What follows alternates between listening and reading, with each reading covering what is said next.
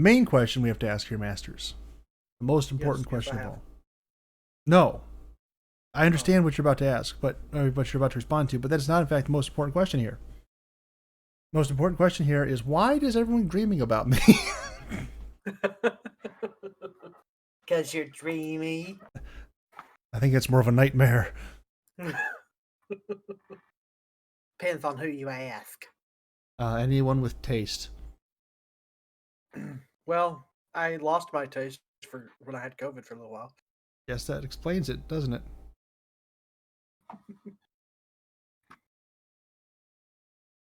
I mean, yes. Yeah, like I didn't even realize it was a dream until you asked me that, and I was like, "Didn't he already tell me that?" And I went back through our messages, and I was like, "That must have been in a dream." I'm getting so predictable. Your subconscious is telling you that this is how it goes. Wow. I also cannot speak. Pretty rough for a podcast. You better believe it. But I have lemon cake, so I don't really know how that affects anything, but it certainly makes my day better. More power to you. So I guess you could say I didn't entirely, miss out, because while you guys were playing Battlefront, I got to actually well, no, so the reason I am in the place where I am in right now, the reason I moved, is because I'm going to a different church. I'm trying to help it build and to grow. Part of that is the building and the growing part, which means you have to meet people. I know, it's the worst part. But I met one of my neighbors when I first moved in here, and I've kind of seen him, said hello a couple times. And I've been trying to, I mean, as weird as this is to say this, I've been trying to connect with him, and because I kind of get the sense that I kind of got the sense that he was, someone who was searching. There's not really a better way to say that. You just kind of, a sense for people, like this person would be open, this person's not. He seems to be the kind of person who would be generally open. And so I was pulling into my apartment complex, and I stopped by the dumpster real quick and threw something in there, and just happened to bump into him, and you know what, this seems like a good enough opportunity. And so I have enough built up rapport where I felt I could ask him, as weird a question as this is, I'm like, hey, I'm trying to get better at cooking stuff. Would you be open to be a taste tester? Because so far I haven't killed anyone. I want to see if it's actually good enough for general human consumption. And he says, oh, cooking? Tell you what, park your car and come see me. Okay. So I parked my car, walked up, and he invited me into his apartment, and I had an hour and a half long conversation with him. Just happened.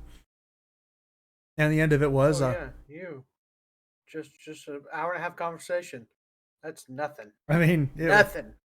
In fairness, I did only about 40% of the talking. It's a much different scenario when I'm not actually broadcasting. Well, I guess it's not. Yep. Really not. If I'm trying to get to know somebody, I already know you, Masters. You're out of luck. But I lucky mean, me. Huh? I said, lucky me. You betcha. So I got lemon cake out of it, and I got to pet his cat for an hour. That was awesome. Because I'm going through cat withdrawals because I don't have a cat here. Same. I've been going through cat withdrawal for 4 years. Yep. Hopefully I'll have one in the next 3 months, though. So. Here's an awesome cat, too. Her name is Lola. She's this... Her name is Lola. Lola Cabana. I was thinking, whatever Lola wants, Lola gets. She's very friendly. But she's still a cat, so cats get whatever they want. Deal with it. She's walking around the floor and she's rubbing up against me and she's purring and all kinds of stuff and meeping and meowing. And after about 45 minutes, she had enough of that and she just climbed up in my lap and rests her head against me and just starts purring and looking up at me. I'm like, this is entirely worth any awkwardness of this conversation. Because, I mean, it's weird. You just get invited to some random guy's house in the middle of COVID pandemic. You know what's going on. I didn't care. There were only 2 of us. We were at least 6 feet apart, except for the cat, who was ferrying germs back and forth between the 2 of us. Like a good cat does.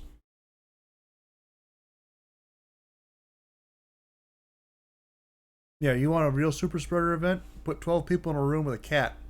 Everybody's getting infected. Mm-hmm. I love cats. They're amazing. Anyway, let's go talk about the question that you were thinking I was going to ask. Okay, what was that? I don't know. What were you thinking I was going to ask? Because you said yes before I answered my question. Yes, but you obviously knew the question that I thought you were asking. So what was the question I thought you were asking? I was going to perhaps I was going to ask you if you had seen WandaVision and or Pixar Popcorn. Yes to both of those. Which I already know the answer was yes to both of those because we talked about that kind of. So what do you want to talk about first? Let's do WandaVision. All right, I want to issue a retraction. Okay. Not really a retraction, not a full retraction. A clarification? It's not as terrible. A clarification. It's not as terrible as I first made it out to be. If you go into it with the mindset of, I'm going to enjoy these old TV show knockoffs, and not going into it with the mindset of, oh, I'm going to watch some awesome superhero stuff. I agree to a certain extent. I thought episode 3 had a lot of like contrived plot points.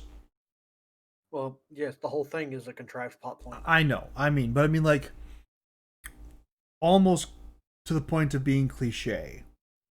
Oh, she's pregnant. Okay, well, and then like everything that just followed from there was, except for the stork. I'm not quite sure what the significance of the stork was. So the current theory is, as we pointed out last week, is that she has conjured up her own reality. Mm-hmm. And she has the ability to control and change her own reality. I am rescinding my... Yeah, go ahead. And the pregnancy interfered with her abilities, and so she manifested the stork. Like, I don't know. I must have glanced away because I glanced back, and there was a stork there, and then there was red smoke around it, and it flapped the red smoke away. Yeah, like 2 or 3 times. The red smoke was her trying to like disappear, and it wouldn't disappear. Yeah. So clearly, the stork has some level of significance. What that significance is, I have no idea. Me either. No, I'm completely lost as to what the actual point of all this is, but without thinking too much into it, they're okay. Mm-hmm. Oh. I really wish I hadn't done that. Don't go on the IMDb. There's a huge spoiler in there. Darn it! Now I'm bad! Why? Why? I thought that was... No! I didn't want to know that. I wanted to find that out naturally. Darn it. Don't go on the IMDb. It's dangerous.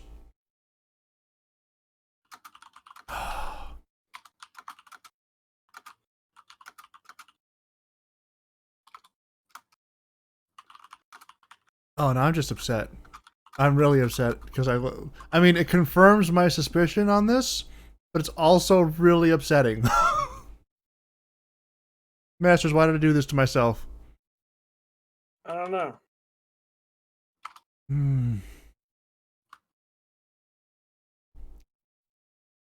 Because you have a penchant for doing things like that. I mean, I was just looking at the actress's name, and I found it. It tells you all the stuff that she's playing in, and as. Darn it.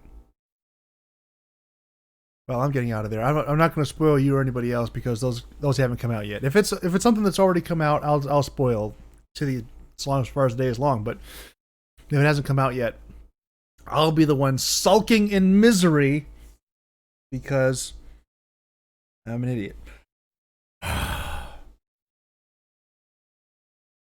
To the viewers, sass. Don't look it up unless you want to be spoiled. But like, as soon as you see it, I'm not gonna say even what it is. But as soon as you see it, you'll know if you have any sort of comic book acumen at all. You'd be like, oh crap. I have no idea what you're talking about. I'm sitting here looking at it and nothing. So yeah, I'm not going to clarify so that you can still be surprised. But just in terms of what the episode presented, I thought it did it's doing a good job of kind of bridging that gap. I really liked kind of the hushed tones of the neighbors as they were,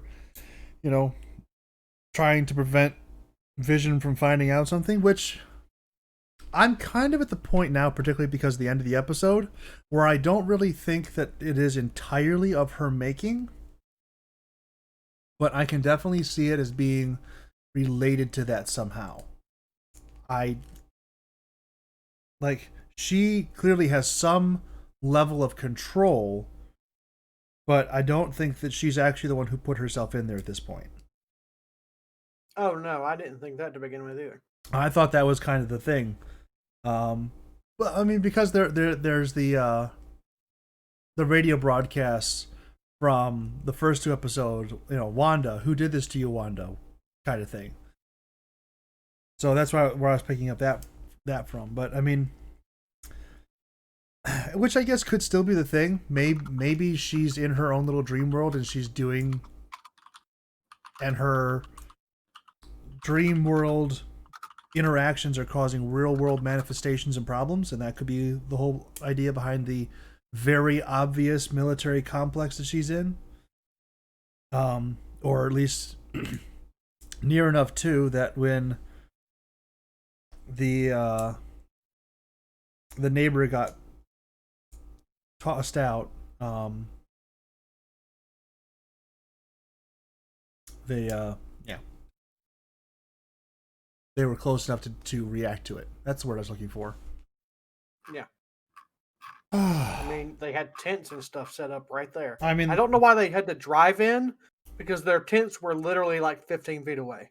It's but Masters. I guess dramatic effect. Masters, you work for the government. You know that this has nothing to do with practicality.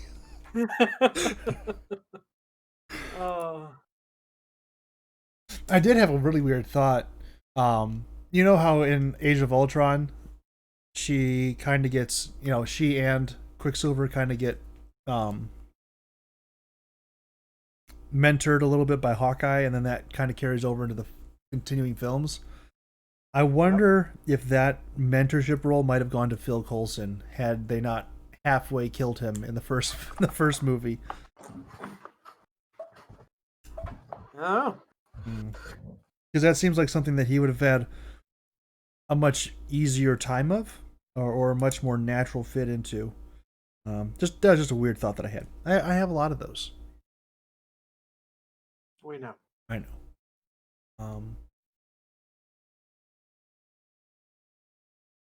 I mean, I'm really not sure where to go with it. I mean, there wasn't that much to go with it. It was just like it was there, and then they had a couple little weird moments, and then they kicked everybody out, and she now has twins. Mm-hmm. Yay! Yep. Enthusiasm, excitement. That was the entire episode.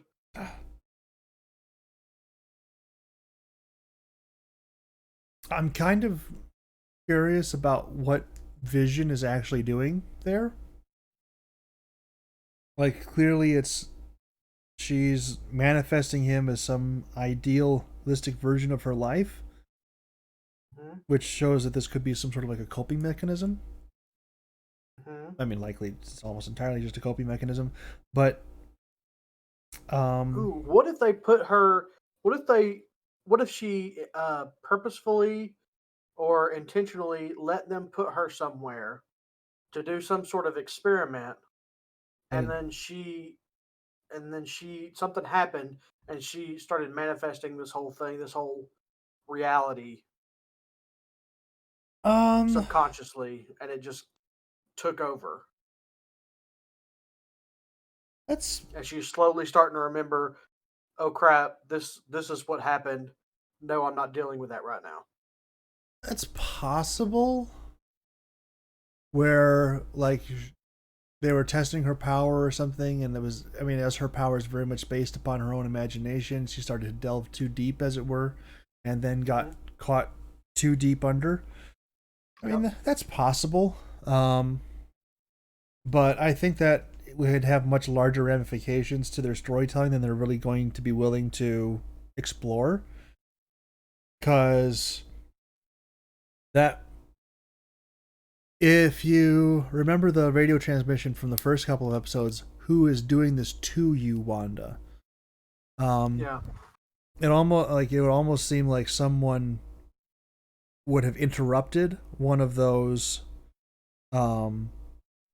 interrupted that session, as it were. Not really session. What do you call it?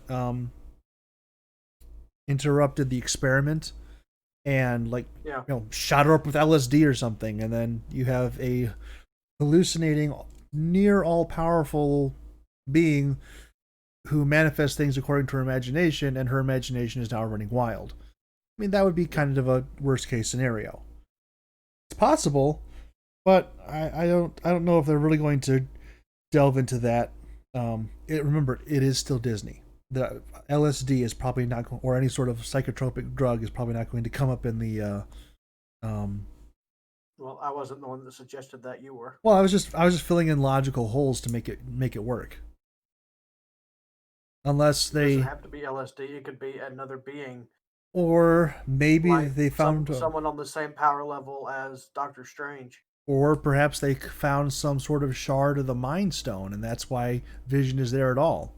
And they caused her to interact with it, and which she would have gone along with because Vision, and maybe he's still in there somehow, and that his manifestation in there is just the shard of himself that she's still interacting with, which explains why he's so controllable, because he's just not really fully himself, and he's just kind of going along with whatever she tells him. And of course, being again the imagination-driven powers that she has, interaction with the Mind Stone would probably be incredibly dangerous for her, nonetheless. At least for the people around her. That would make sense. It's possible. Sure, we'll find out. Yeah, eventually. I'm still ticked off that I just spoiled. 5 more episodes to go? No, there are 6 episodes to go. I looked at the IMDb, which I'm sad about and mad about and unhappy about, but there's nothing I can do about it now.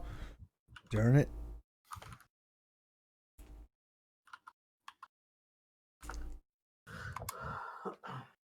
I don't know what you saw on here, but I didn't. You don't want to know what I saw. Anyway, Pixar popcorn. There are 9 episodes. Pixar popcorn. Yes. So the Bunny and Ducky ones were my favorite. I think mostly because it actually had talking in it. Voice acting. Yeah. But the Incredibles ones were hilarious as well. The Incredibles ones were the funniest of them. I mean, and not just the funniest, they actually had an actual narrative to them. Yeah. As opposed to everything else was just this little snippet. The one from Soul was just showing the different people, and they're playing some sappy music. I didn't really like that one. I was wanting more from the one from Soul. The Doria one was stupid. The Cars ones were eh. Yeah. The Cars ones were okay, what happens if you get a team of professional animators and you lock them down for 12 months and then that's really what this seems like. There was a bunch of animators, they had a bunch of old assets laying around, and they're like, well, we're bored. What do we do? Hey, let's make some shorts. And then they just did these in their spare time, dropped them on their boss's desk and be like, hey, we made these. And he's like, oh, great. We'll put them on Disney Plus for something. Not that is at all what would have happened, but I could definitely. I mean, particularly the Cars ones and the one from Soul. It really, that one really just did kind of look like, okay, we have these assets laying around. Let's do something with them. Um, Yeah. the Incredibles ones I thought were like really good. The Toy Story ones weren't good. Like the first one Yeah. was exercising. It's like, okay. The Coco one was okay. Yeah. It had some pathos to it. It was fun. Totally predictable from the outset, but again. Oh yeah. I mean, really, that was all of them. Like everything in there was like cliche, already done, retreads. This No movie and this did, huh? No pun intended with Cars. Yeah. Retread. Yeah, I gotcha. But like it was like there's not really anything that you haven't seen before. I did really like. I mean, I know I said I like the Incredibles, but like in particular, I liked the Cookie Num Num one. That was hilarious. Yeah. That is by far, especially the ending. Again, totally predictable, but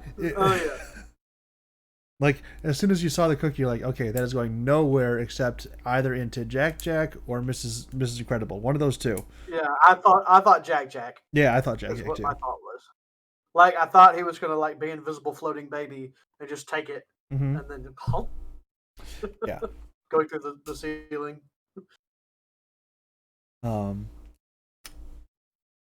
But yeah, that was just, it was very well done. It was well animated. Like they all were very well animated. It's just like I wouldn't expect anything different from a bunch of professional animators who've been locked down for 12 months. This was the natural outgrowth of that. They got bored. This is what they did. If they were farmers, they'd be growing a lot of food right now.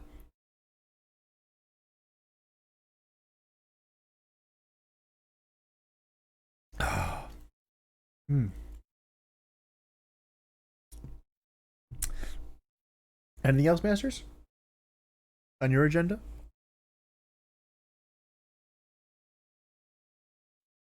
Oops, I muted myself. That does it. I was talking to you. Oh, that. I was like, why do you keep interrupting me? I'm trying to speak. Because you aren't saying anything, dadgummit. I just got through rewatching Secondhand Lions. Still a great movie. I love it. Unexpected. So much. Did you say unexpected? No, I said I expect that to be the case throughout many more rewatchings to come. Oh yes. I mean, I still got choked up at the talk. Oh yeah. Yeah. I want to hear the rest of it. I know.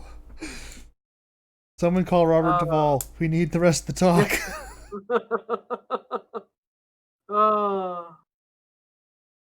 Every boy needs to know about being a man. Exactly.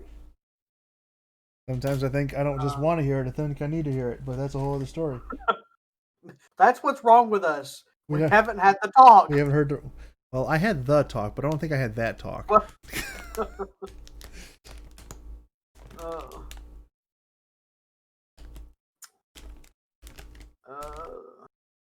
And there hasn't really been anything exciting that happened this week. It depends. Tuesday was very exciting. Well, I meant as far as like video watching and stuff. Oh. Well, we got into Battlefront a little bit this week. That was fun. Yeah. Yep.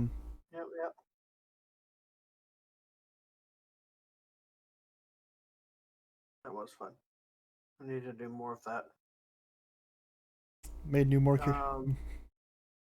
Yeah, we made more characters for everything Tuesday because everybody died on Tuesday except for the two people that hardly ever post. Yep. Well, speaking of, why don't you just do the freaking medical check on Foxy and get it over with? I didn't realize I didn't realize what I was going on here. explicitly Okay, told fine. you. I'm gonna do the medical check on Foxy right now, and I'm gonna rip his arm off. Okay, we're gonna make it happy. We're gonna make you real happy. Medicine. Yes. 2 green, 4 purple, right? 3.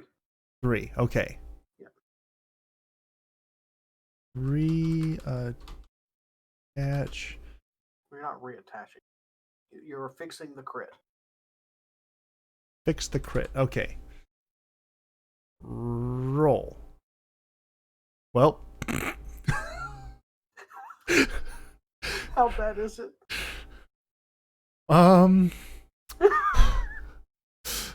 Well, I don't have any failures. Oh, okay. Okay. That's fine. What But you don't have any successes either, do you? No, it's just, where do I put this? Is just OCC? Yep, just put it in OCC. All right. Fixing Radakuz or something. I don't know. How do you spell that name?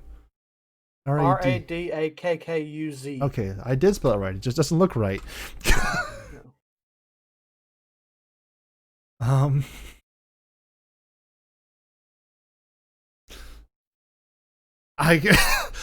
Okay, now I got to figure out how to role play that. Well, let's make sure those crits don't mean anything. You mean the threats? Threats, yeah. Yeah. Because I was talking to Mumbles earlier about it, and he said that if you failed and there was enough threats that you could make his critical injury worse. Oh, there's 3 of them. I mean, there was 4 actually, but I canceled one of them out with an advantage. Yeah. Again, and there was a success and a failure that canceled each other out. So I had this conversation with Monkey earlier this week. I think it was Monkey. It might have been you, or it might have been the podcast last week. I don't really know. I'm just gonna say it.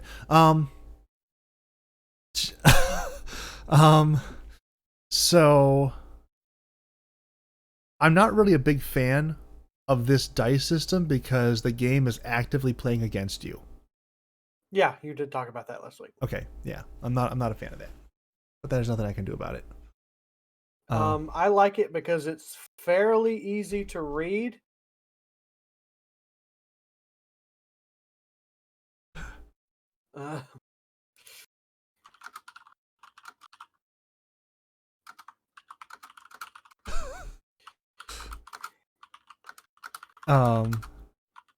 Oh, fun. Foxy messages me, I swear if you just made this worse. I'm like, well, you told me to figure it out for myself, so here we go. Oh, now you've got to role play it. You reach up and it's like, God, don't you know how to heal yourself? And you just smash the wound together. No. And it rips open on the other side a little bit. He's somewhat smarter than that. All right, Brahm undresses the wound. And prepares to administer first aid.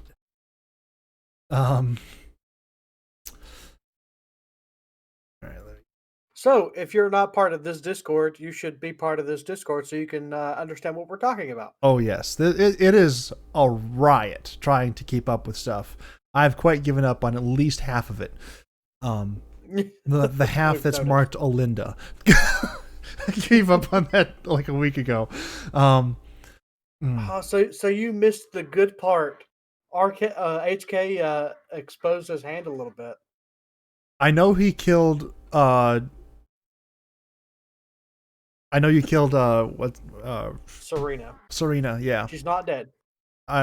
We just found out she's not dead. Oh, you should have tried harder. It wasn't intentional. I rolled a despair, not my fault. Okay. Well, please explain. I'm gonna go to Monkeys because I sent him the link of where it all started. God, man, Monkey talk a lot. Okay, here it is. Starting with Dask. As we pass the 2 other members of our team, I nod to Vree's proposal and continue on the way to the motel. more confident in the directions that the Gungan gave us now that we've managed to pass Vrian raids, walking up the path we're going down. As we continue on for blocks, I ask HK, did did raids say anything to you earlier about out of character, anything that was out of character? Response: the little meatbag doesn't really speak to me, though she has expressed on many occasions that she would like uh, that which I possess within me. Talking about the holocrons. Right. Uh, right. That's what I figured. I just thought, well, I don't know what I thought, honestly. Looking over at HK and continuing to speak in Nikito as I do when I'm with the droid. I Uh, know you're here in order. Say what? oh no, I have a habit of when I'm talking with somebody and they are going at length, I will make little affirming noises like yes, okay, I understand, Yeah. so that they Yep. understand that I am still listening to them and not just zoning out. Yeah. I don't do Sorry. that. Just ignore those. I know you're here in order to keep the crew safe. I do believe, do not believe that allowing raids to expose herself to those darn, because not cussing, um, Jedi boxes will result in anything good at the moment. She just seems to be fixated on power right now, like she needs to get stronger no matter the cost. I can't imagine. Uh, I can't, in my right mind, give those to her in her current state. For now, I just ask that you do not let her have them until she wishes to get stronger for the sake of others, not for the sake of herself. Response: I will always follow my programming. It is my duty to keep those under my watch protected. I do not know what power could be obtained from what I carry, only the power that can be obtained through overwhelming force. My core functionality is still somewhat a mystery to me, but the programming to protect and fight remain. Uh, should should you need someone dealt with, I am your droid. My thanks for the work you do to protect us. I take I'd take you over some factory preset HK-47 model any day. Commentary: I fear I am the last of my model in existence. Not sure why me, but I'm sure my maker had a reason. With a slight smile, I add, then I had better do my best to protect you as well. Can't have you falling apart on us, you old bucket of bolts. It looks like we have a war ahead of us. Commentary: there's always another war, another battle, another fight. The unknown is what we must protect from. The unknown is incalculable. I have an idea. Uh-huh. I've caught up to where you are. I'm gonna start reading uh whatever his name is. Dask? Dask. Okay. Yes. Okay. Go for it. All right. Okay. All right. He's a Nikto, so he's got kind of a breathy, kind of raspy kind of voice. Yes. He is speaking in Nikito right now, though, so you don't have to do the pronunciated E's like he's been doing. That's great news. You have Yeah. some rather profound thoughts, HK. I don't believe I have ever met a droid with such depth of insight. You are absolutely correct.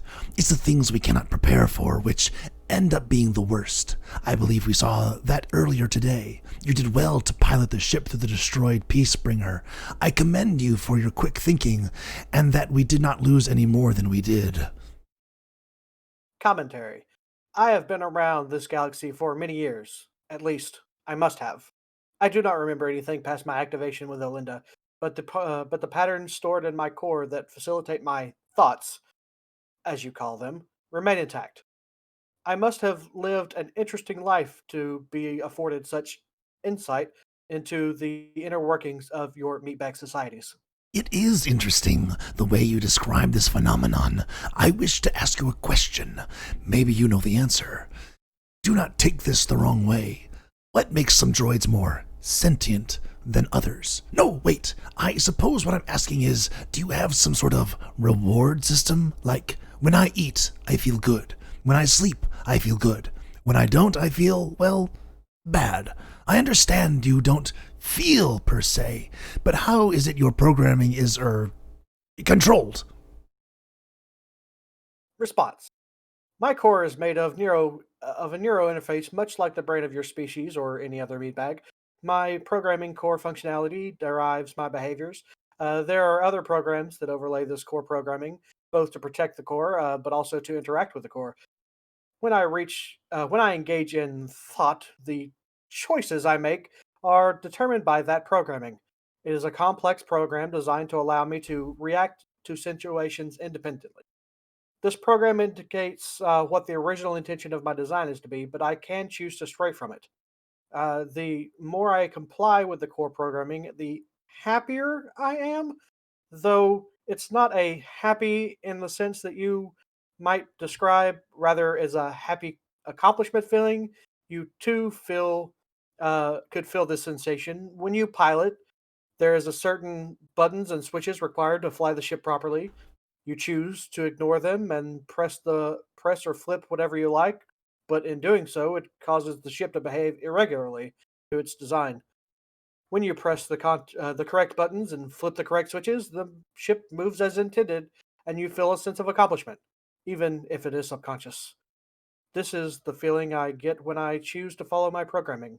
When I do not follow my programming, there are internal conflicts that cause me to malfunction. Taking a moment, I turn to task. Query: do you understand? Nodding, I say, I believe the ship metaphor is most helpful. I may not know much about programming, but flying is certainly something I can grasp. You know me to sit in the pilot's seat for a bit after we jump into hyperspace. This is exactly as you have put it, to make sure the ship is behaving as intended. Or, in this example of the ship, I would be you, correct? I have the choice to follow the ideal way to run the ship, and in doing so to ensure a safe journey. This allows me to relax as the autopilot takes over the flying. This relaxing I can do, I imagine, is similar to the accomplishment function you are describing. Does this sound correct? Affirmative.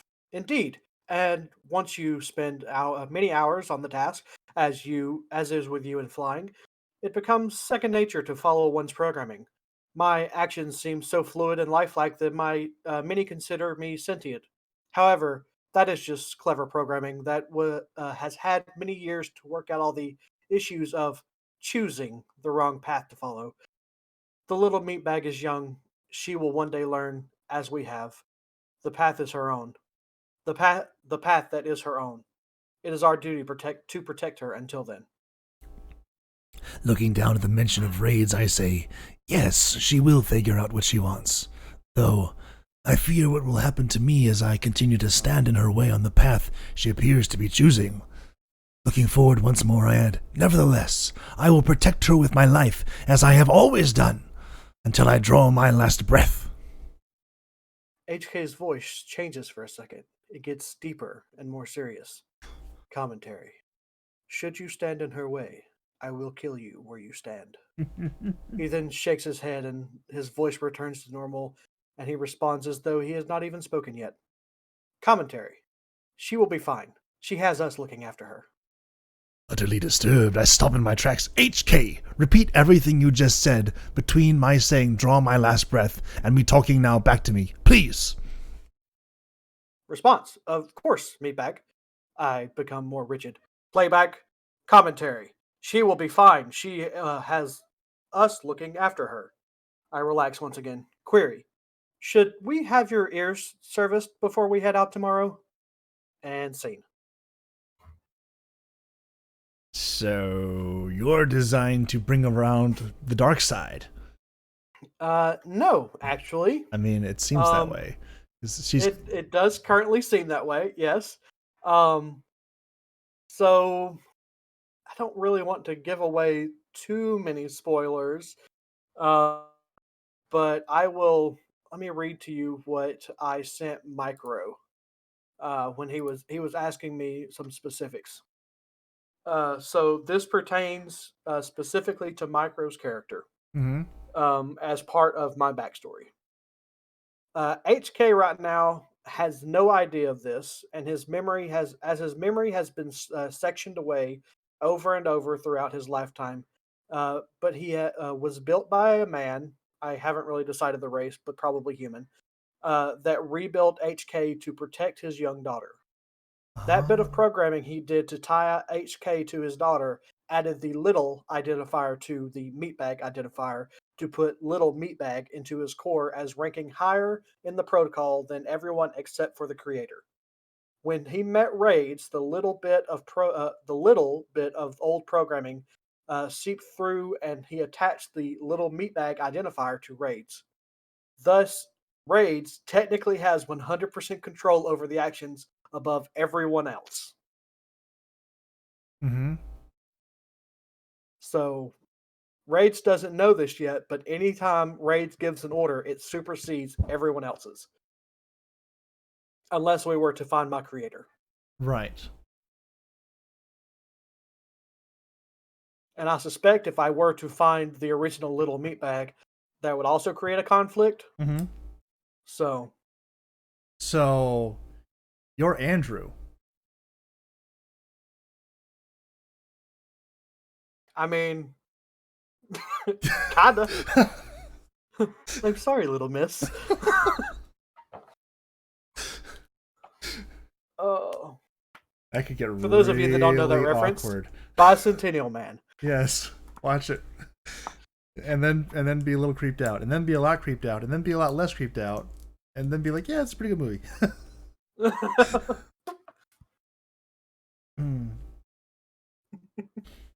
Oh. But yeah, so yeah. Okay. And so HK doesn't know this yet because his memory's been wiped, but something in his core programming latched that title onto raids for some reason.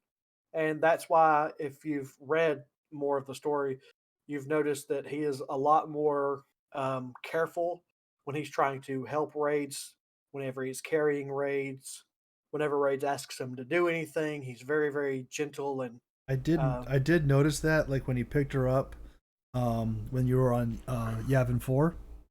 Yeah. When I was actually still reading the campaign, I'm like, that's weird. Why would he pick her up that way? I would imagine him doing like the puppy carry, grabbing by the scruff of her neck and just dragging her. And if you read further down, that is exactly how he carried Dask to the med bay. He picks him up by the scruff and takes him in.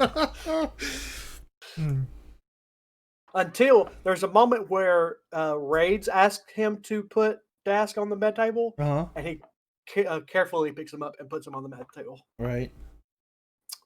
Yeah. Very interesting. Very interesting. What a tragedy if she should turn out to be evil. Hey, HK is also okay with that. I know. So it's if you've ever played KOTOR, his original core functionality is that of HK-47, but it has this added modifier on it from the person that rebuilt him to protect his daughter. Right.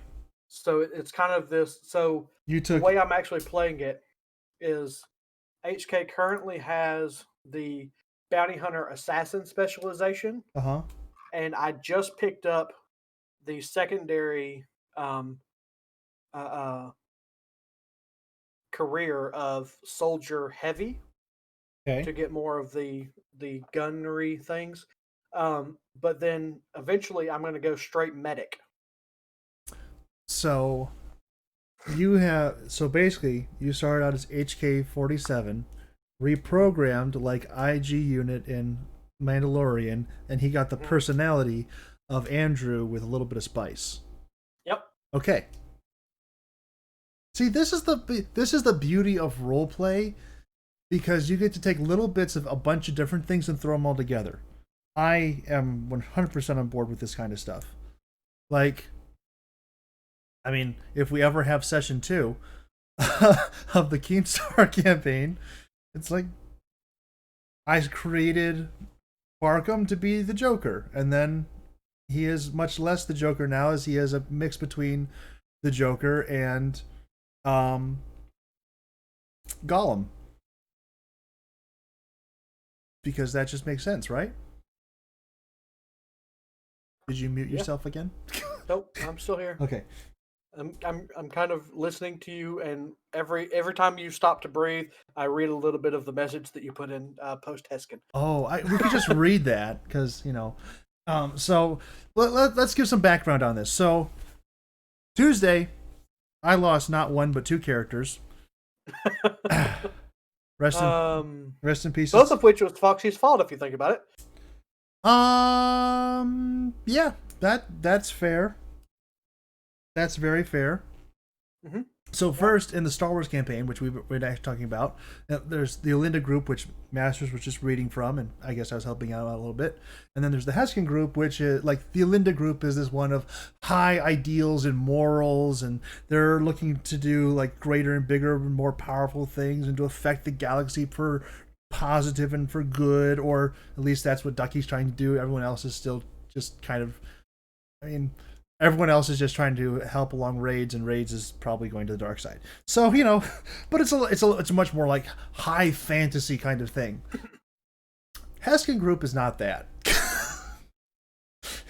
Heskin group is like, we are the scoundrels of the galaxy. We don't know those guys. We are those guys. And it got worse. Because on Tuesday, everybody died. Except for Foxy and JC. And I'm still not entirely sure how Foxy didn't die. But that's a whole other story. I don't understand how the rolling works in this system. So my very... It's basically a success is a success, a failure is a failure. Mm-hmm. Threats can add difficulties regardless of success or failures, and advantages can add enhancements regardless of success or failure. What if I get like... Then there is despair, which is really bad, and triumph, which is really good. What if I get like multiple successes? If you get multiple successes, then that just means you succeeded above and beyond the call. Oh, okay. So like I can't get like 3 successes and then like not roll for 3 rounds. No. Oh, that would be really helpful. No, like in combat, when you roll to attack, Mm-hmm. the number of successes you get is the modifier you add to your damage. Ah, okay. That's a positive thing. Okay, I like that. Anyway, so LAR-9-E is dead. He was shot in the face by an HK 70 something unit. 77. 77, okay. And his passenger, Unrug, Master's character, is also dead. Mm-hmm. And Monkey's character, Z74, is also dead. It didn't go very well. But they didn't blow up the station. That was a good thing. The ship is still intact. Somehow. And so they come back to Felucia, where the Heskin group and the Olinda group are based out of. And they almost got commandeered by a couple of miscreants. So close. I mean, I'm not technically with them, but I was kind of backing their play. I'm trying to figure out if whose team he wants to be on. I'm on Heskin Group's team, clearly. But I'm trying to figure out if Brom... So my new character is Brom Kell. He is a 5,000-year-old Jedi. 5,072, thank you. Thank you. Okay, 5,072. Let's be accurate. He is the tankiest tank who ever did tank a tank. And he's at level... not even really level 2. He just had... I don't even think there are levels in this, are there? There's not. Okay. There's not. No. So, not even level 2. He's a level 1. But I mean, like, he can tank 4 high damage blaster bolts to the face and not feel it. Yeah, the highest damage output weapon is a base of 12. Mm-hmm. He can take you could take 2.5 of those. Yeah. And still be like, okay, we're doing good. Plus, he recovers 1 wound every round. Naturally. And every 2 hours after a battle, he let's see, he heals a critical injury every 2 hours after a battle. So he could like have an arm off and just like tape it there. 2 hours later, it's fine. Which it also says, like specifically when you when healing the maimed injury, reattach to the limb. Yeah, you still have to roll for the critical injury. Yeah. But the wound itself, like normally, if you get the maimed, that arm is gone. Mm-hmm. You can heal the critical hit, but that arm is gone. But no, you get to reattach the sucker. Yep. No problems. Also, in terms of criticals, I have a racial benefit of durable +2, which means I get to automatically take 10 per rank, 20 off 20. of all critical rolls. And then I just picked up a third level in it, so I could take 30 off of all critical rolls. Yeah. He's pretty impregnable. So I wonder, Mumbles would have to rule on this, but I wonder if that means if you roll below 30, if you just don't take a critical. It to a minimum of 1. Okay. So yeah, there is a limit to it, but not by much.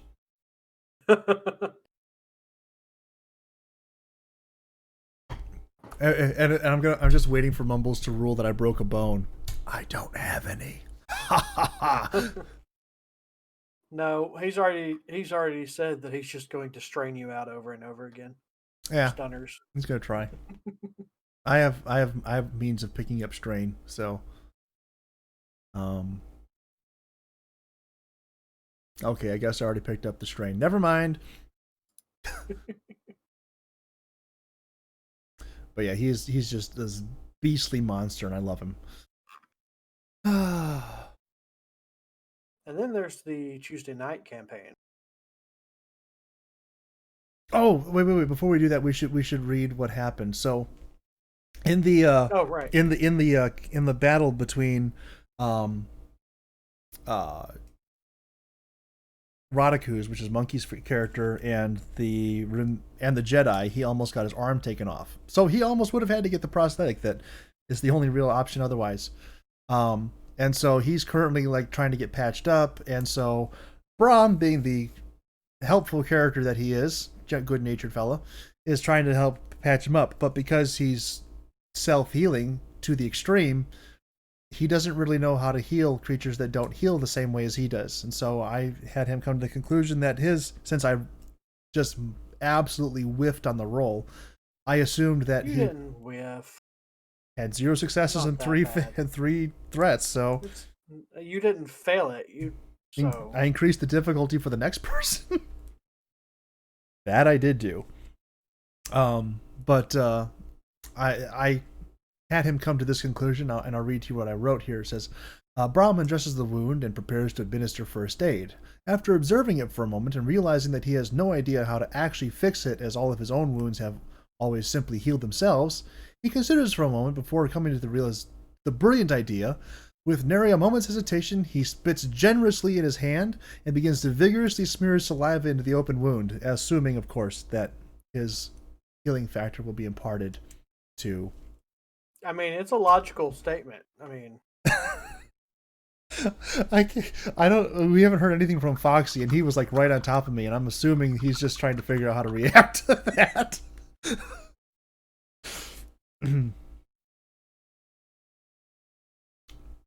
It's the most logical thing I could come up with. I mean, pretty sound. Yeah. You'd think that in 5,000 years he'd have figured out that doesn't work, but hey, it works for Rapunzel. True. He didn't sing. That's the problem. That was the problem. He didn't sing. Oh well. He'll have to do that next time. Darn. Next time you do a medicine check. Last time I forgot the customary song. Flower, cream, and grow. Anyway, Tuesday night. Let's do it, Masters. Let's talk about Tuesday night. So my plan went off without a hitch. You killed Ellum. Oh no. I mean, I think that was the DM's plan, but he won't admit it. Oh my goodness. No, the DM definitely gave us an out with the lightning. And then he blasted us with it. But yeah, Well, he blasted you with it because he said that it only affects living creatures, and Foxy flew over top of you. yeah. But had Foxy just flown directly to you the first time and grabbed you and ran, then you'd have been fine. But no, he went this really weird way trying to get away. It's like you're flying. They can't touch you. Yep. Whatever. But oh well. No So more nose jokes. I'm so sorry. But the DM Your is next guy has a big butt, right? no. Oh. I mean, depending on my next conversation with Mumbles, that might be able to be edited in because he's apparently not happy with my character. Oh yeah, because I told you this when you were telling me about it. You can't have that deity as your deity. That's the one we're fighting. Well, apparently we're fighting 3 of them, not one of them. So well, yes, 3 of them. There was some confusion on my part, and I just wanted to play a Death Domain cleric. I'm sorry. I figured we could use it, and I really enjoyed playing a cleric, and I would have really enjoyed playing one that was not typical like the other ones. I don't know how to get around this though. You can still play Death Domain, just not with that. Well, I mean, are there any other deities that we're not fighting against that would allow for Death Domain? I mean, theoretically, all of them would be okay with it. Yeah, but like, there's story benefits to it, and there was a really good story benefit I was going for with whatever his name, Rosorius. I took his name from a Monster Hunter monster, and that was a terrible idea because now I just keep trying to like automatically go back to the other monster, to the actual monster's name, which is Berica. Berica. Oh, you're talking about Bharika. Berica. Isn't that Berica? Isn't that Duckies? I can't remember. I think that sounds familiar. Sounds familiar. I think that's Ducky's deity. I'll find out here real quick. I know it by to see it. I couldn't tell you for the life of me. What the name of it? I can't look at her details. So. Berica. God of affliction, death, knowledge, and life. Okay, we could just swap for that. But I mean, unless that's also one of the ones that we're going against. No, the ones we're going against are in the lore. Aurelia. Lore.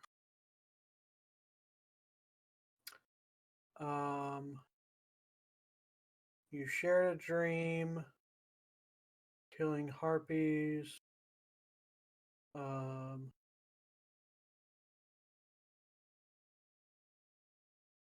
Yeah, so Mogus, Erebus, and Athreos. Athreos, okay. Yeah, those are the 3 we're fighting against. Oh, God of Passage. He looks cheery.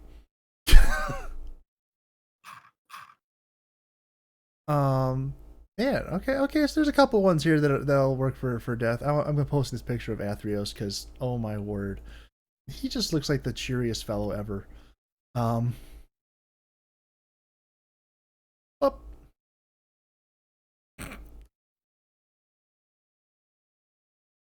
So looks good to me. I mean, he looks like he's a great one to bring to parties. All right, so you can do death for him. I don't know why I'm so stuck up. He's one of the ones that we're fighting against. I know, but I'm looking to see. I'm kind of looking now to see if there's anyone, Bard cleric. No, okay. Knowledge and light for cleric for whoever that is. Erebus, sorry Erebus. I was really hoping that I could, because he's so good, so good. I could have actually just done trickery again. I could have re-resurrected as Reza if I did uh Erebus. Hmm. Although if he started out on the evil side, his whole character arc would be ruined. Um no, I would never play. I don't even, why would anyone even want to, okay, you are actually playing a, no, you're playing a life domain cleric. Yes. Okay. Please explain. What do you mean? I mean, why? To keep the party alive? But I mean, aside from that, in turn, I build my characters more based on roleplay as opposed to being. Of course, I do try to get them to be something useful, which is part of the reason I'm going to cleric. I want them to be somewhat beneficial. Yeah. So Nyx has some role play elements to him, um, but I mainly built him to keep the party alive. Okay, that's fair. Um, I But can't. if you would like me to give you Nyx's entire backstory, I can. Sure. I'm. So Nyx is part of a secluded shifter tribe in the forest of maps. The forest of Bannerman. Bannerman Woods. Um, and when he was, I want to say when he was fairly young, but he is still fairly young. Fun fact: session one, he turned 10 years old. He doesn't know that, but yeah, we started the session on his birthday. Okay. Um, or no, not the session two when we were on the train. That was his birthday. Okay. Because remember I asked Mumbles what the day was, and he told me. I was like, huh, that's Nix's birthday. Interesting. He doesn't know that because they don't do calendars in his tribe, but it is. Um, but anyways, so when he was like 3 or 4 years old, he found a medallion in the woods, and it spoke to him. Well, it didn't speak to him, but what he calls the calming voice started speaking to him from that day, and kind of helped him and nurtured him.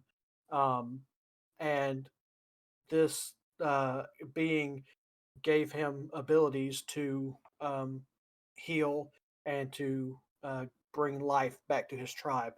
Mm-hmm. And so, seeing that, his village elders started training him as the cleric of the village. When Nyx turned, uh, he was a little less than a year ago. He shifted for the first time out of anger towards. So let's back up a little bit. Shifters reach maturity at age 9. This is typically when they shift for the first time, um, and normally it's closer to year 10 that they shift. Mm-hmm. But Nyx was an early bloomer, Okay. uh, and so he was going to start courting one of the female shifters that he was into, and when he went to go speak with her, um, another shifter who was physically bigger than Nyx and a little bit of a brute was talking to her. And in that, Nyx's anger overtook him. He shifted for the first time, youngest in his generation, um, and just all out mauled this kid. Okay. Um, to use your shifted form on another shifted is seen as blasphemy in the clan, so he was exorcised and kicked out. You mean extradited Um, or and you mean expelled? whatever, expelled, Mm-hmm. one of those e words. And so he was kicked out of the clan. and so he went around wandering around Aurelia by himself for the longest time until he met. Oh my god, I can never remember her name. Kestrel. Until he met Kestrel and Vasir, Hmm. and then Kestrel actually saved his life from. I think we decided it was um, a crocodile or something like that that Kestrel saved me from, and Mm-hmm. so I travel around with Kestrel, keeping her alive while she keeps me protected. Hmm. But he doesn't have full control of his shifter ability yet. So it mainly just pops up when he's scared or angry. Um, and he's very because his entire clan was secluded from the rest of the world. Everything is new to him, and so he's very, very shy about everything because he doesn't understand it. Gotcha. Um, though he is, as you can tell, he very much likes this new world that he is in and wants to indulge and be part of everything, um, especially food. Mm-hmm. Basically, Jack Skellington walking around Christmas land. Yes, What's this? yes. What's this? What's this? Magic everywhere. Yes. No! What? Dang it! What? What'd you do, Masters? Jazz posted a picture of himself Where? in IRL? IRL. Oh. Yes. Looks like Tim Faust. No. Ruined.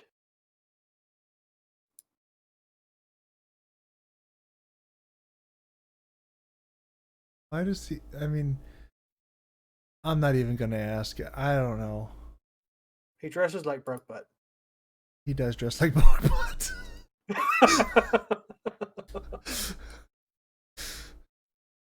Oh. But no, I told them earlier, I said, I've already seen a picture of Micro. Wesley and it ruined my look on what I thought he looked like. Mm-hmm. I've now seen a picture of Micro and it ruined what I thought he looked like. And I said, I don't want to see a picture of Jazz because I don't want that image ruined. And now it's ruined. See, I just go around the cheaty way, and I don't create images of people in my head. It works Yeah, out better well, that my way. brain does it automatically. Okay. How far off were you when you met me? Actually, we've discussed this. We did? I was pretty on par with it. Remember? Because I sent you a picture and said, "This is what I think you look like," and then that's when you showed me your face, and it was almost spot on. Almost. Was it? Yeah. Oh, and You disagreed. I didn't disagree.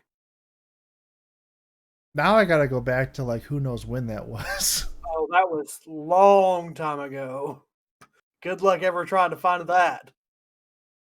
uh, But yeah, so generally I pick a celebrity that I think like goes with your voice yeah.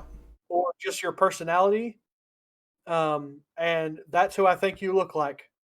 And yeah, so I don't know if you looked at it, but is it IRL? No, it's in Aurelia Players Only. Um, I posted a picture because we were talking to Wesley about how he ruined the image I had of him, Uh huh.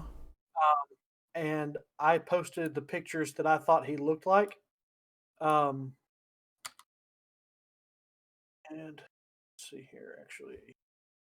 Would that be up here around all the face app stuff? I went back No, I saw your face a lot sooner than earlier that. than that. Okay. But anyways, I sent a picture. I said these a mix of these two people is what I pictured Wesley to look like, and I sent a picture of Brad Paisley and David Filoni, Dave Filoni, Uh huh. You're welcome and I for. was like a combination of these two people. That is what I thought Wesley looked like, and he doesn't.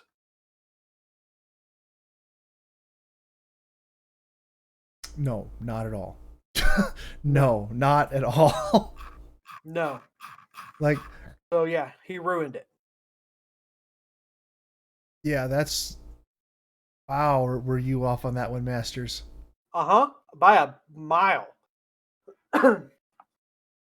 And then for micro, I just pictured a male calliope. I have proof that you're incorrect. Because going back to July 2017, we shared. That was when we first like. Okay, so you actually sent me stuff of you earlier than that. Um,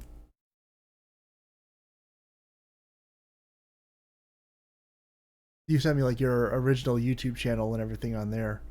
And then a couple weeks, I guess, after that, I sent you. You sent me a picture of you with one of your orange cats on your shoulder, and then I sent you one of me with a gigantic cat on my shoulder.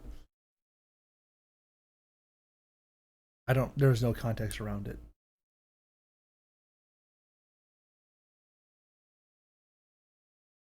It's that's like a long time ago. So My goodness, I've been scrolling since you started talking, and I am still in 2020.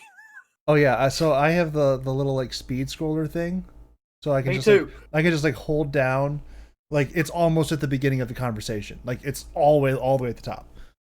Um, Like I can I can click my mouse and it takes out the notched rolling uh huh, and just spins, yep. and I'm still in 2020. Oh no, like I have the one where I can uh click down the center mouse button and I can just like scroll Oh, up and it'll go faster. yeah, that does go a lot faster. Yeah, it's Still in 2020. it still takes about a minute to get up there, a solid My minute. goodness. We haven't talked hardly at all. I don't understand why people. I wish it gave us a message count Oh, that'd be because awesome. we're probably in the tens of thousands. Oh, probably. And that's just text messages. That's not even. Oh, I'm finally in 2019. Yay! 2 years to go. That's just text messages. That's not even our voice calls. No. We have hours and hours, and even before the podcast, we have hours and hours and hours. Oh yeah, like a lot. Oh, Wolverine, um, um, Danny DeVito. I just passed it. Oh, Oh, I'm at the very top. yay! So my first message to you was go check out the Patreon chat for my opening idea. Well, that's clear. Yeah, clear as mud. That was on February 6th, 2017. I know. It was just up there. Whoa. Hmm. The context for all that is just so far. Wait, that was actually before I got my computer. Yeah, that was us talking about your computer that you were going to build. Uh huh. Which I'm still using today, like right now. In fact, I guess somebody got their money's worth out of it. I'm not sure if it was me or them. Um, Yes, here it is. Here's the picture I sent you.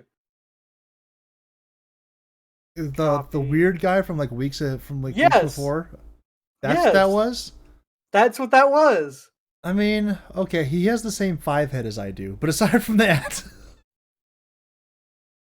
yeah. Okay, so in fairness, you kind of get to cheat with this one because I actually do look like my me or my avatar. Like you, That is fair. yeah. Yeah. So what I really need to do is just change things up so that I don't look like that anymore, and then no one will ever know. Um. Oh, who is that guy anyway? He is an actor. That picture specifically is him in um, Halloween Town 3. Okay. Yeah. Probably explains why I have no idea who he is. Hmm. Oh. I mean, aside from like the double shirt look, that's just not. I did that once. I looked way too much like a youth pastor. I gave it up really quickly.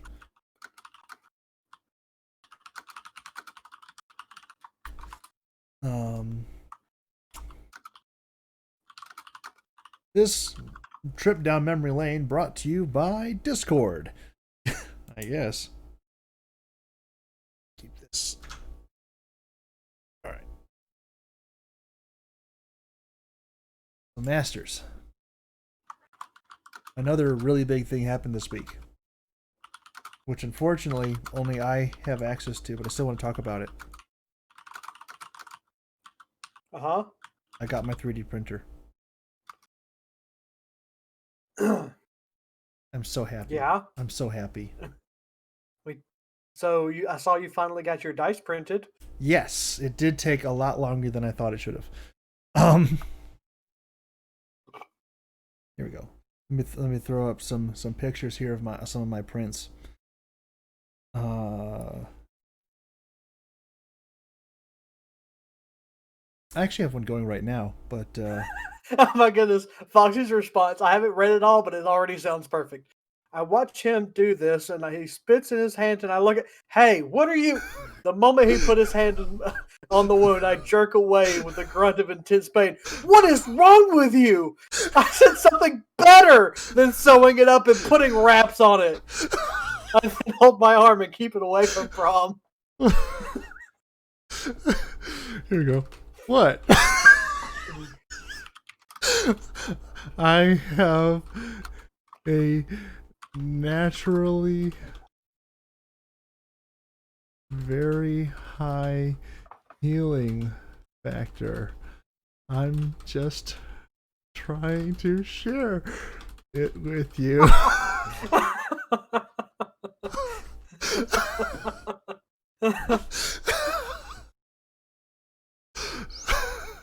Oh my goodness. Oh man. Do we get yelled at for putting reactions in the post? Because that was pretty great. Yes, we do. We get, That's why I put it in players only. oh, I was just gonna just like little emojis and stuff.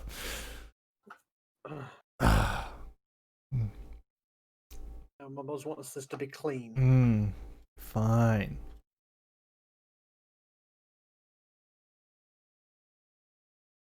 That was great. That made me happy. My good. Like I didn't even have to finish reading the first sentence. I thought this is gonna be gold. I'm gonna read it out as I go. Mm-hmm. Yeah. Oh my goodness.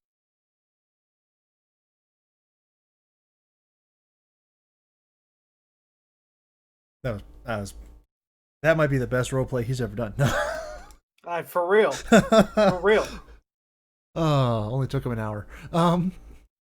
An hour? He's been playing D&D for months. Well, no, I mean like an hour to come up with a response. Okay, half an hour. 40 minutes.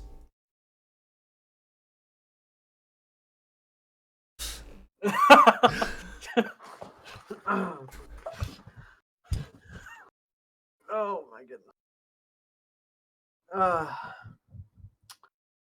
Go. What I mean, yeah. Yeah. Oh my goodness. Oh, that's right. 3D pictures of my 3D prints. Yay. I'll get there.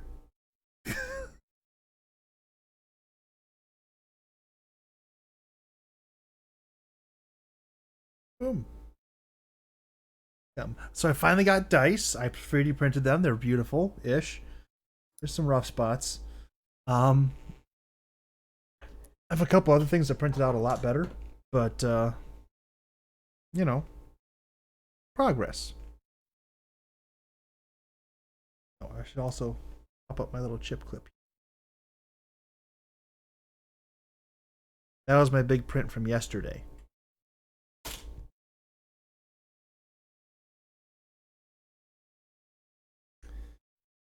Yeah.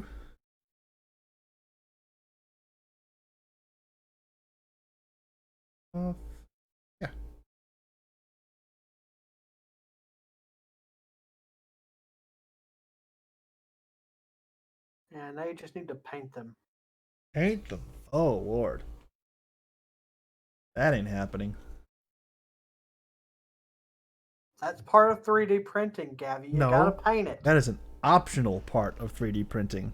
No, no, no, no, no. It is a required skill when you buy a 3D printer that you also have to paint everything that you print. That's not true. It is true. It's not true. It's in the manual that you probably threw away. I definitely threw that away. Especially if it's trying to make me do more work. The whole idea here is to make life simpler, not more difficult.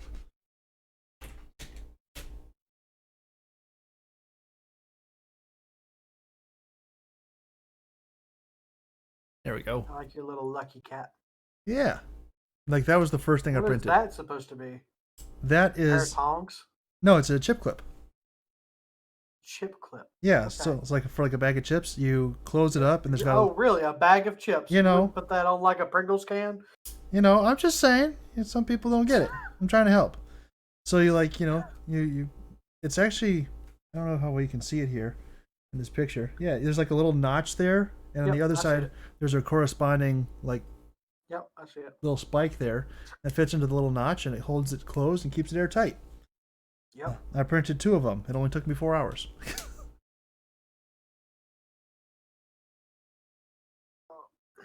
You need to look up some of the flexible tools and see if you can print some of those. Oh, I definitely can. Like that is absolutely something I can do. I actually have the largest thing I've printed so far here as well, but it's without context. I mean, not that we've ever given context for anything else. Let me just take a picture of this here too. It doesn't look all that impressive, but it is incredibly useful. As soon as I get it sorted out and attached, and yeah. So this, as soon as I get this picture taken, whoa, that's not what. Oh, this right here. Boom. This is a cheek riser for one of my things that goes bang, because I put a scope on it and I can't see down the scope and maintain a comfortable position relative to the stock, and so I'll put that on there. Wait, what did you call that? A cheek riser. Okay. Yeah. For some reason, my brain heard banger, No. and I was very confused. Yeah. No. So the little holes are just like for some string to tie it on, and then it's hollow on the inside, and it fits right over the stock, and you just tie it on, and you can adjust it for height, and it will give. I'm hoping it'll give me about another inch, maybe inch and a half, on one of my things that goes bang, and then I'll be able to see down the scope nice and clearly, and I'll be able to do it in a much more comfortable fashion. And it looks as though it's going to do the job quite well. And it only took, I think, 9 hours to print. And it's like maybe $1.50 in plastic, as opposed to if I was to go to the store and buy one or get something or like replace the stock on it or something, it would be $70 to $80 minimum. Which is why I didn't already have one, because I'm like, I'm not going to spend $80 after I just spent, a lot to get the scope on the thing. I was just kind of making do with it's called a chin weld versus a cheek weld. Cheek weld, you get like right down there on the cheekbone. It's very comfortable. Chin weld, you're like holding it down, like right along your jawbone, and you're not really resting your head against it so much as you are just kind of like pressing your face in place. It's not very comfortable. So I made this, and I will now be able to shoot long range in comfort, which I'm a big fan of. So yeah, and this is the kind of stuff that I really like about the 3D printing aspect of everything. You can just make weird stuff, and it works. And I'm saving myself money, and it's just awesome. I'm also learning to CAD. That was fun. Yeah.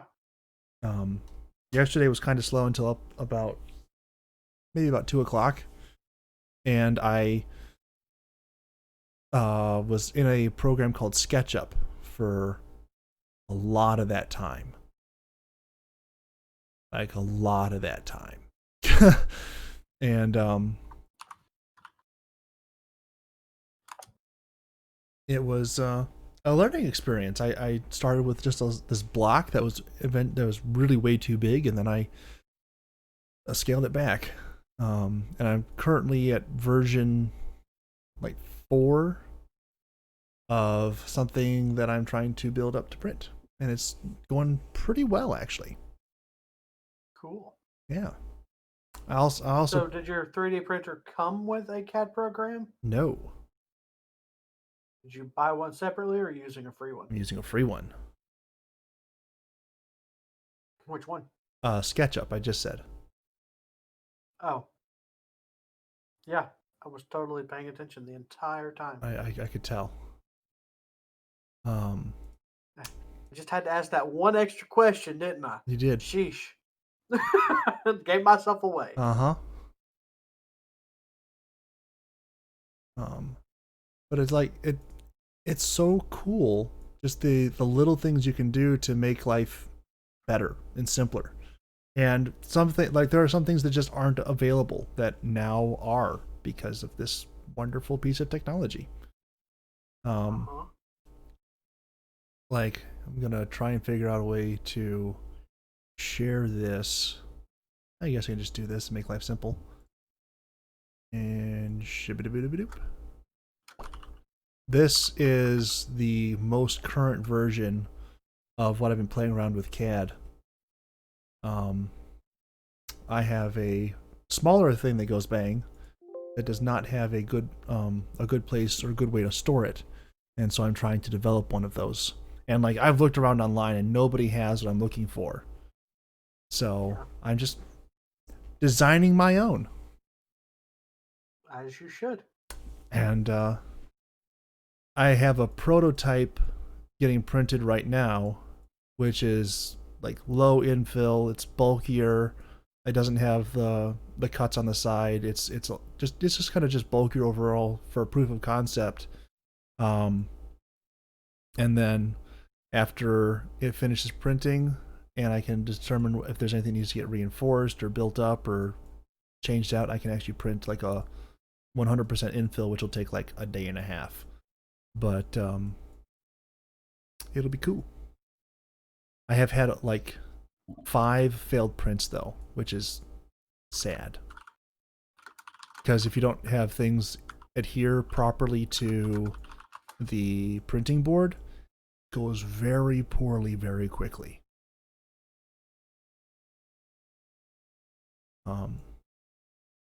Very, very poorly. Not that I'd have a lot of experience with that or anything, but wow. So how much did you pay for this 3D printer? Just for the printer itself, I paid like $260 something. Okay, that's not bad. Yeah. How much is the stuff that goes in it? It's $25 roughly per spool, and even with the stuff that I've printed so far and all the failed prints, I've used less than 1/4 of the entire spool. Okay. And I actually just got another spool that delivered to my parents' house today because they will not deliver anything to my house, which is stupid. But and that's gonna be green, and I'm gonna start printing out some Baby Yoda stuff or Grogu stuff. I'm sorry, I made a mistake, an error. Forgive me, masters, for I have sinned. I just mentally threat punched. I know.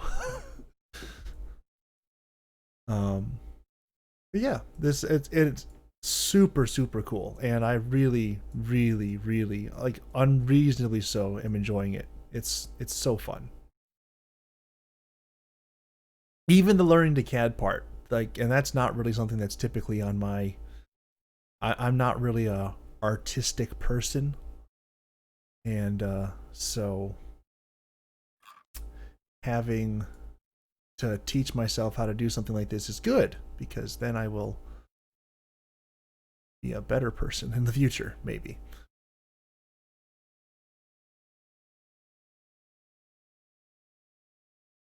So, Ducky's character Vree Yeah. and Jazz's character Dask are currently having a conversation about the thing that we read earlier, where I threatened Dask. Uh-oh. You're gonna have. It's gonna be great. I mean, absolutely, it is. They're gonna be very concerned about what you intend to do to her. Also, did you notice in my wording how some things were quoted while other things weren't? I've been very careful with my wording. Oh yeah, you have to be. You don't want to give away the end. Oh, I'm enjoying this so much. Yeah, I know. I get that feeling. Oh, I suppose I do have to talk just briefly, because of family matters, about the pending legislation in Oklahoma. Family does matter. About the pending legislation in Oklahoma. I am very concerned about the potential hunting season for Sasquatch kind, and I do hope that Cousin Ellis and all of the rest of his family out that way are able to. Oh, they still live in Oklahoma? Well, Cousin Ellis does, as well as a couple of the other, more closely connected members of his family, or of his branch of the family. But he's kind of the main one out there. There's a couple of they're kind of like California imports, so it's not like we'd really be missing that much in terms of like family makeup and dynamic. But what about your family that lived in Texas? How are they doing with that new ruling by the courts? What happened in Texas that I missed? Remember, I sent you that article. It said in Texas they no longer deem Sasquatch as a protected um, species. Send that to me. I did. We talked about it because I accidentally sent you. I accidentally misread it when I sent it. I think it was Texas. Let's see if I can get back I'm up and looking find it. through here, and I'm finding some cool stuff, but not that.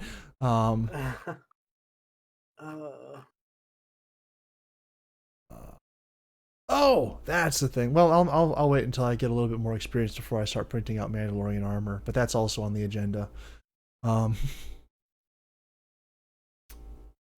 Yeah, I'm not seeing this thing in here. I know I sent it to you because when I sent it to you, I accidentally misread it and was thinking that it was okay for you to go there, and you was like, "Don't you mean it's not okay for me to go there?" Like, I'm back before Christmas at this point. Yeah, I'm at Christmas, but I don't think it was that far back. Maybe you posted it in one of the channels in my Discord. Let's check irrelevant conversations. I think so. That's where Sass posted his. Nope, that's back before Christmas again. It actually wasn't too terribly long ago. Memes? Is it into memes? It ain't into memes. Why would I put it in memes? It's a serious issue. Oh no. Gotta watch out for your brother. It's not in irrelevant conversations. General? Nope. Nope. That ain't it.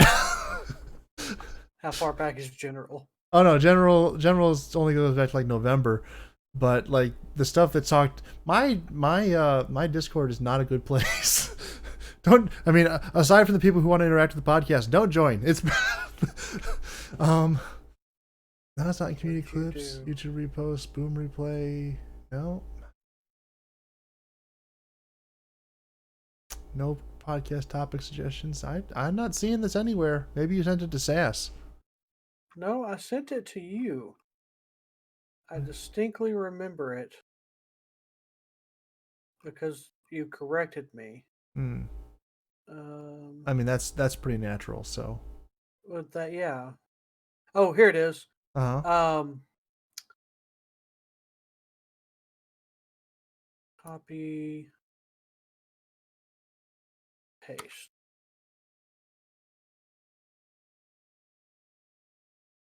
Uh, in Texas, according to the Texas Parks and Wildlife Department, it is legal to kill Bigfoot if you find it. It would not be considered a non-protected, non-game animal. Yeah, I'm not going there either. Yeah. So, back on topic. How's your family doing after that came out? Because I know you got to have some there in Texas. You know, high heat and fur don't really mix that well. There's there's like the offshoot of the family. But not all of Texas is hot. I know, but a lot of it is. There's an offshoot of the family. Kind of an unfortunate name, but they certainly live up to it. Called the Louisiana skunk ape branch, and they're all about heat and humidity and the bayou and everything like that. And so they are going down the bayou. Yeah, they're the ones who kind of live more in Texas area. They they're kind of tribal, like more so than regular Sasquatches. Like they shave parts of themselves in weird designs. It's kind of gross, really. We don't hang around them very much. And the skunk ape thing doesn't have anything to do with actually kinship with skunks. They just never shower. So, like Sass, he's a cousin. He is from rural Tennessee area. But like, there's an extra level of just weirdness that happens with the skunk ape version of the skunk ape side of the family. And if I'm not mistaken, Sasquatch actually is from Louisiana. Yes, but he is. You're correct. He is originally from Louisiana, but Louisiana skunk ape is just like what the non-Sasquatches call us. It really is just kind of like a broad general term for those who live deep in the bayou, kind of thing. We don't put that on him. He's from the main part of the family. Like, he has the proper last name, as it were. He's not one of the weirdos that we only talk to when we have to. Fair. There's a separate family reunion for the skunk ape group. They're not invited to the main house, kind of thing.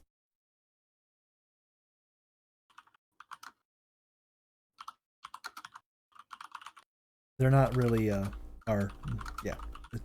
let's just leave that as is. But I'm certain. Well, if they're able to catch wind of this, I mean, certainly break wind. No, if they catch wind of this going on in Texas, I'm certain that they will take appropriate measures to make sure that they aren't mounted on the wall or anything. But I don't actually know too many from that branch, but the ones in Oklahoma, mostly just cousin Ellis. There's a couple out there who are good sort, but so what came out of Oklahoma? You haven't actually specified. Oh, there's a hunt. They're instituting a hunting season. Like not just like Sass posted this in the Discord, in the irrelevant conversation section. Which is not, I guess, irrelevant, but there's a legitimate. Oklahoma State representative filed a bill to establish a Bigfoot hunting season. Yes. Bill 1648. Wow. Yeah. That's the thing. That sounds like terrorism to me. I'd fight that. I mean, well, that's kind of the question we have right now. Like, do we send members of the family in to like contest this in the courts? Or is this just kind of because it's still just it's still just a House resolution. Nothing's been passed yet. So the question is this like a legitimate thing, or is this just something to try and draw the family out of hiding? Because I mean, we're not right. Don't want that. Yeah, we can't have 9 Sasquatches walking into the middle of a congressional hall and they go, we got him!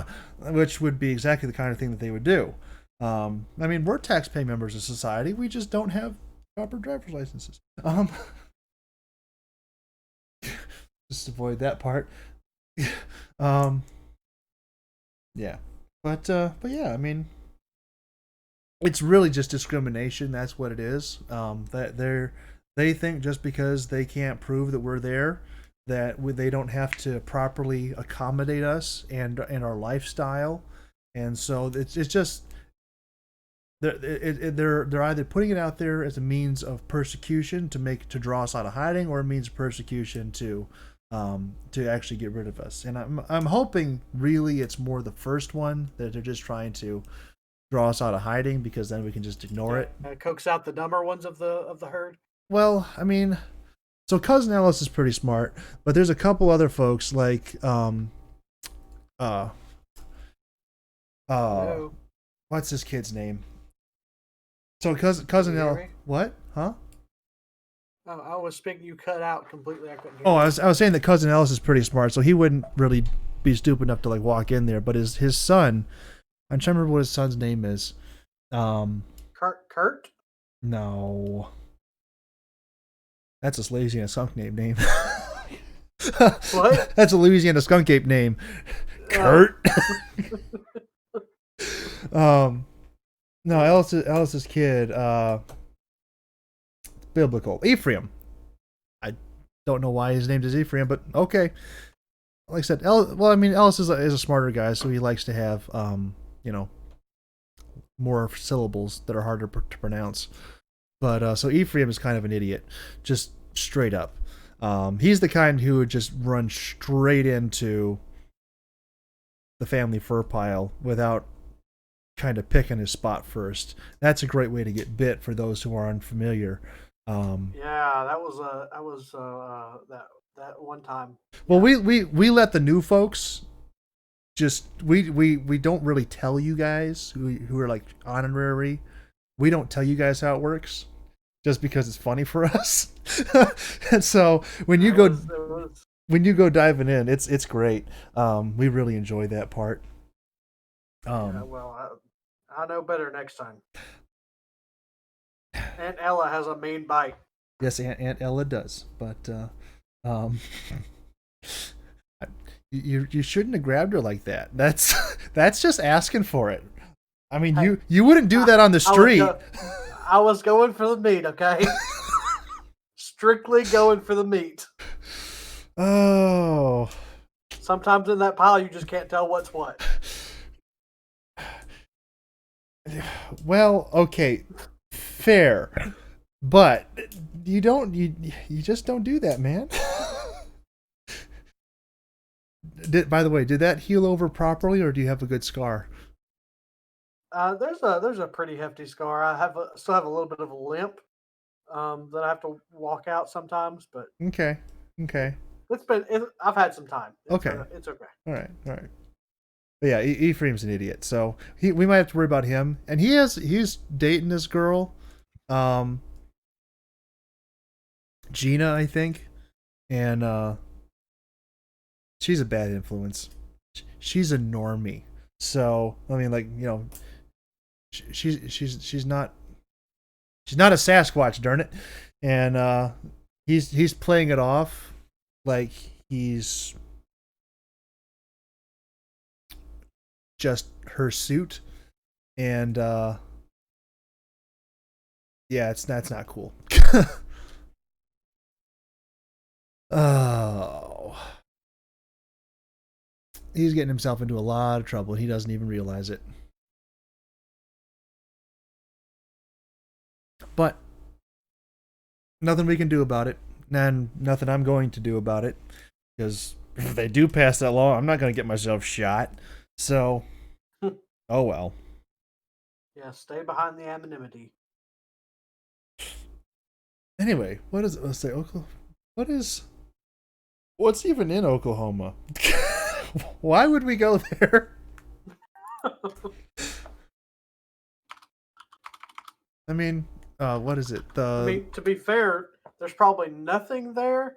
So you could, I mean, that's the perfect place to go because harder to find you when there's nothing there to go looking for. I know what's there. It's the setting for one of the greatest musicals of all time, Oklahoma. I don't remember the rest of the words. I've only ever seen the musical once. I need to fix that. It's great. There's a Hugh Jackman version of Oklahoma, which is the best version, and I don't care what anyone says, what anyone else ever does. The Hugh Jackman version is the best. So good. That's Nebraska. What is in Oklahoma? Let's Google this. Oklahoma What's in Oklahoma? Stillwater, Tulsa. According to Chandler, there's no real good reason to go to Tulsa. 15 top-rated tourist attractions in Oklahoma. Route 66. That's a couple other places. The Philbrook Museum of Art. Don't care. The Oklahoma City Zoo. University of Oklahoma. This place sounds boring. Marland Estate Mansion. Where is Route 66? I'm sitting here looking at it and I do not see Route 66. I don't know. Museum of the Great Plains, Lawton. It's empty. It's an empty field. That's what it is. The Gilcrease Museum. Okay. Oklahoma City National Memorial. Okay, that makes sense for the 1995 bombing. I don't want to drive to Oklahoma to go to the memorial, but okay. There's an aquarium. They have sharks. I seriously don't see Route 66. Woolaroc Museum and Wildlife Preserve. We got 60, 62. The National Weather Center. 64. Cherokee Heritage Center. That seems like it might be fun. Okay. Now I might have to go visit Cousin Ellis. Number 13 on the list, the J.M. Davis Arms and Historical Museum. That sounds like a fun place to go to. Include 50,000 items, including 12,000 firearms. This sounds like my kind of place. I wonder I didn't say Route 66. That's way down there. Including a U.S. Army M41 Walker Bulldog tank circa 1950. It definitely sounds like my kind of place. Actually, kind of funny. In the picture they have presented for this thing here, I know where I can actually buy right now one of those firearms presented. Have you ever been to Dayton, Ohio, where they have the Air Force Museum? I have family who lives in Dayton, so I've been there several times, but I've never been to the Air Force Museum, despite being like every time I go down there, we should go to the Air Force Museum, and then we never go. Yeah. The roads are terrible, but the museum was nice. I didn't even get to walk through all of it.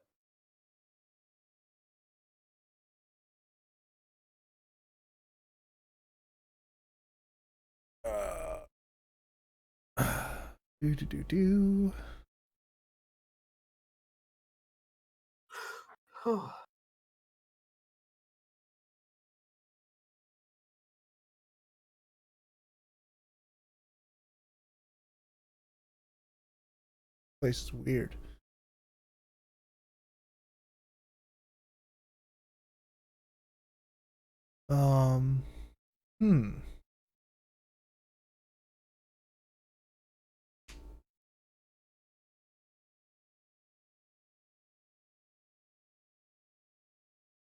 Oh, there's a Air and Space Museum in Tulsa too.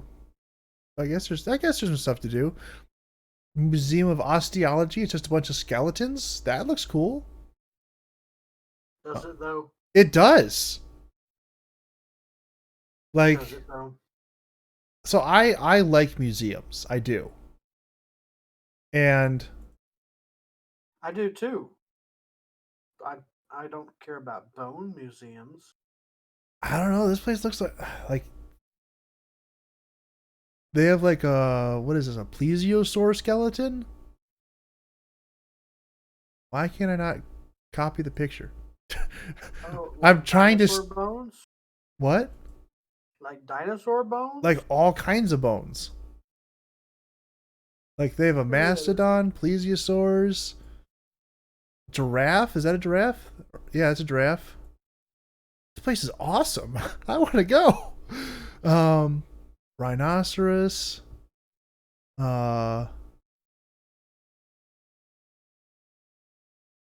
Flight. So do we want to talk about how water is lava? Water is lava. Yeah, I sent you a video. Did you not watch it? I don't know. Um. Oh no, I did not watch that. I'm sorry. That yesterday was really busy, and then today was the same, and I didn't get a chance to look at that. So, geologists consider ice to be a rock. Okay. Okay? Lava is a hot, molten, or semi fluid rock erupted from a volcano or fissure or solid rock resulting from cooling. Uh-huh. So when the rock, which is ice, melts, it becomes liquid. Thus, water is lava. I mean, Hank Green explains it better. I can't argue with that, but I want to.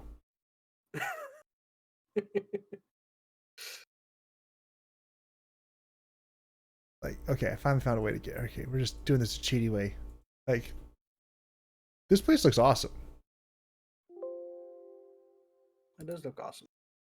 Let me find the one with the. Is that a hippo? That's a hippo. It looks like a hippo. They get Hippos are big boned. Oh yeah. Next time someone tells me I'm fat, I'm gonna say no. I'm just big boned.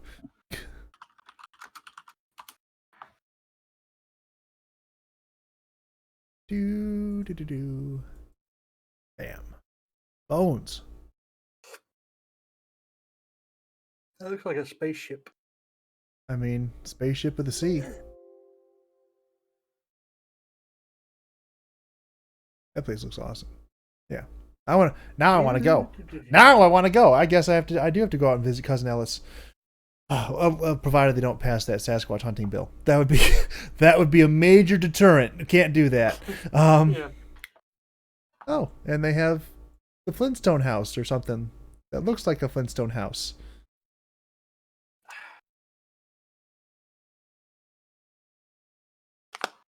What is this? What is this place?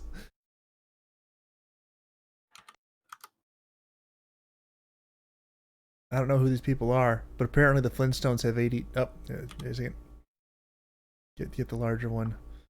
I can actually get this in here. Apparently the Flintstones have. Circle this here. Have their house protected by ADT. What? It's called the Tulsa Cave House. It looks exactly like the Flintstone house. I got nothing. Did you circle that? I circled that, but yeah.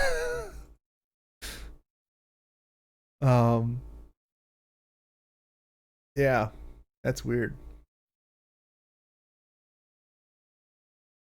That's saying something when I think something's weird.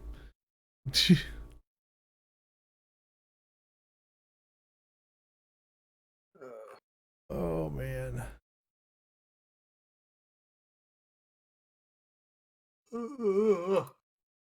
Whoa. No, thank you.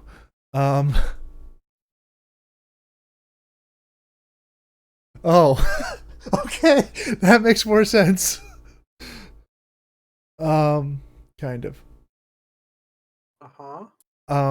So I kind of have to give me a second. Close this. Reopen it. And I get it. Yeah, okay. All right. So I pulled up another page for the science museum. I was thumbing through some pictures, and this pops up, and there was a thing on the screen that when you mouse over the picture, it asks if you want to go into full view, which is not really a problem, except when you try to process that in conjunction with this particular picture and what's definitely not supposed to be in full view. Yeah. What? So if you open it up, you can see like it's kind of fading out because it fades out really quickly when you mouse off of it. But it says full view right in the center. What is that? What is that flanked by? Nursing room. Yes. Do you know what that is referring to? Yes. Okay. Are you? I don't understand? I'm saying that probably shouldn't be done in full view. I mean, it's a natural thing. I get that. I was right next to a natural thing for 12 hours to Madagascar. That's a whole other story.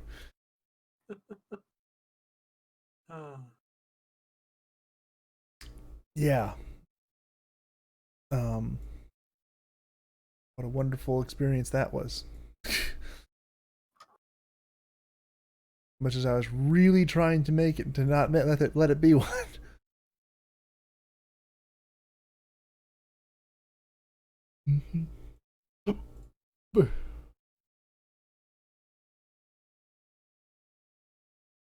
Yeah.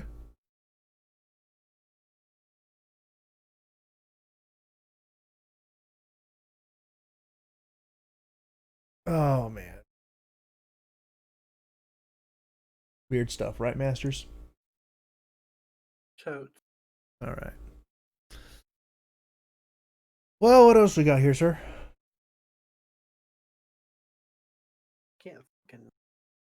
What's that? Can't think of nothing. I can respond to Foxy and see if that sparks anything. I kind of want to go join Mumbles and then playing Battlefront. Yeah, I kind of want to do that too. But I don't know if there's room for us. Oh, there's always room. It's just 4 per squad, but the map holds 80. Oh, that's true.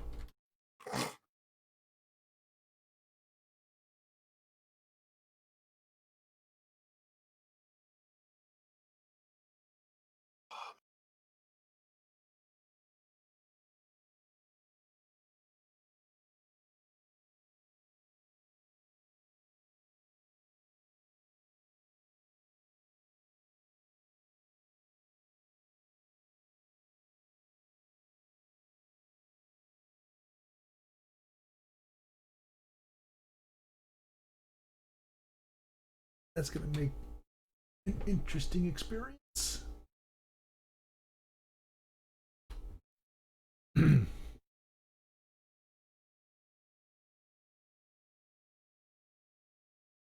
don't think he's actually going to do anything with it, but you know. Yeah, let's go play Battlefront. That sounds like a great plan.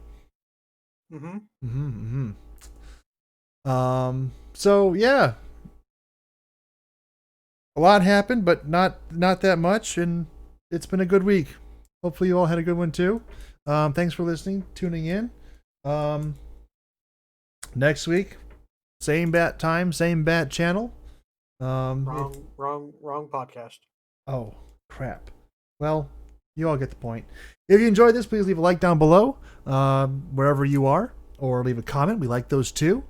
And feel free to subscribe to whatever feed you're listening, watching, tuning into this on. And we look forward to speaking in your general nebulous direction again next week. That worked, right? Yes. All right. Talk to y'all later. Goodbye.